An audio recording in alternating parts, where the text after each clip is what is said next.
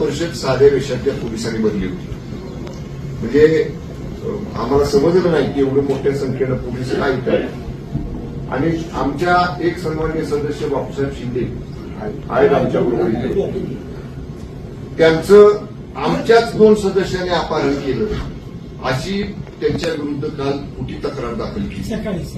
सकाळी काल एकदा त्यांच्या विरुद्ध तक्रार झाली. ते स्वतः पोलीस स्टेशनला गेले. त्यांनी पोलीस स्टेशनला पहाटे जबाब दिला की मी पुन्हा मला कोणी अपहरण केलेलं नाही, मी माझ्या मर्जीनं माझ्या पक्षाबरोबर आहे.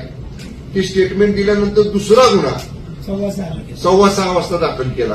आणि त्याच्यामध्ये आमच्या 4 राष्ट्रवादी काँग्रेस पक्षाचे 4 लोकांची नावं घातली. त्याच्यामध्ये 2 नावं आमच्या जिल्हा परिषद सदस्यांची होती, 2 नावं इतर होती. मांडवे, संदीप मांडवे आणि अनिल देसाई हे सदस्य जे आमच्याबरोबर इथनं सकाळी आम्ही गेलो.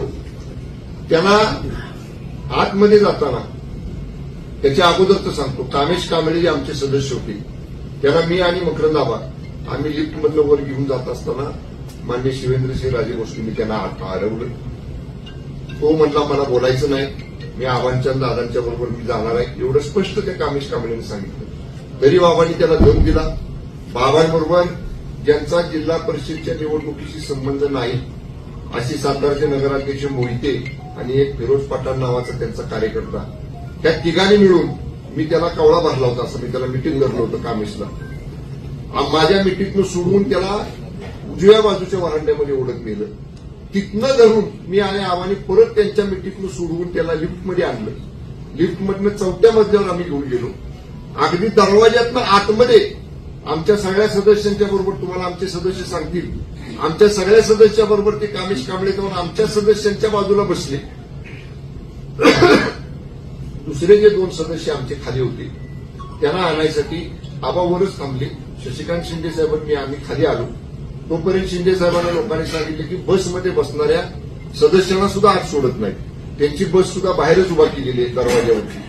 शशिकांत शिंदे साहेब तिकडे बसकडे गेले आणि जे 2 सदस्य खाली होते अनिल देसाई आणि संदीप मांडवे त्यांना घेऊन मी वर आलो. मी वर आल्यानंतर 4थ्या मजल्यावर गेल्यावर बाबा जसं सांगतायत 101 साध्या वेशातले पोलीस त्या लिफ्टच्या समोर उभे होते. त्यातनं सुद्धा पोलीस त्यांना धरत होते आणि मी आमच्या 2 सदस्यांना घेऊन आबा आणि मी आम्ही दरवाजापर्यंत गेलो. दरवाजापाशी अक्षरशः पोलिसांनी असं दांडकी आडवी लावली, काट्या आडव्या लावल्या. आम्हाला पुढे जाऊ दिलं नाही. 25-30 पोलीस आम्हाला मागे ढकलत होते. हे आणि मी पुढे होतो. आमच्या दोघांच्या मध्ये ते सदस्य होते, आम्हाला मागे ढकलत होते. 10 पोलीस एका सदस्याला ओढत होते. 10 पोलीस साध्या वेशातले. तो मांडवे सदस्य आमचे ते सांगत होते अरे मंत्री आहेत 2, पण काही सुद्धा त्या पोलिसांवर परिणाम नाही. मला त्या झटापटीमध्ये मला इजा झाली, रक्त आलं माझ्या हाताला. काय लागलं मला त्या गडबडीत समजलं नाही. पण तरी सुद्धा दरवाजापर्यंत त्या संदीप मांडवेंना अनिल देसाईंना आम्ही नेलं. पण ज्यादा परत त्या सिव्हिल ड्रेसमधले पोलीस आले.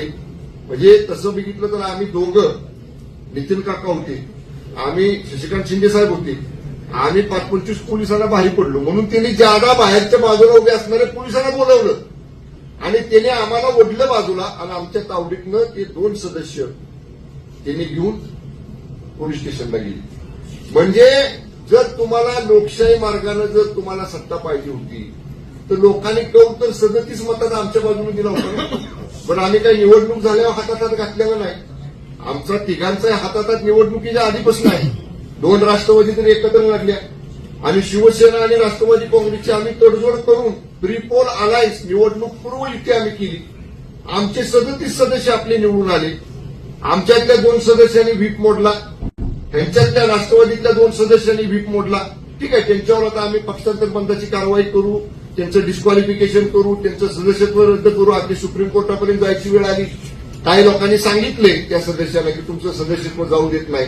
पण सगळंच काय आज जसं शासन त्यांचं मांडलिक झालं, पोलीस जसं त्यांचे घरगाड्यासारखं वागले भारतीय जनता पक्षाच्या, तसं न्याय जेवता आम्हाला न्याय दिल्याचा विश्वास आहे ना.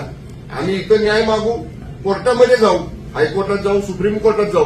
पण ज्यांनी पक्षाचा आदेश मोडलाय त्यांच्यावर कारवाई करायचा आम्ही निश्चितपणे कोर्टाच्या न्यायालयाच्या माध्यमातून प्रयत्न करू. पण आज मला एकच तात्पर्य सांगायचं आहे, आम्ही तरी सुद्धा 33 सदस्य इथनं गेलो होतो. 33 मतं जर आम्हाला पडली असती आणि नेलेले सदस्य ते मतदान करायसाठी येत होते, म्हणजे तुम्ही लोकशाहीचा खून केलाय.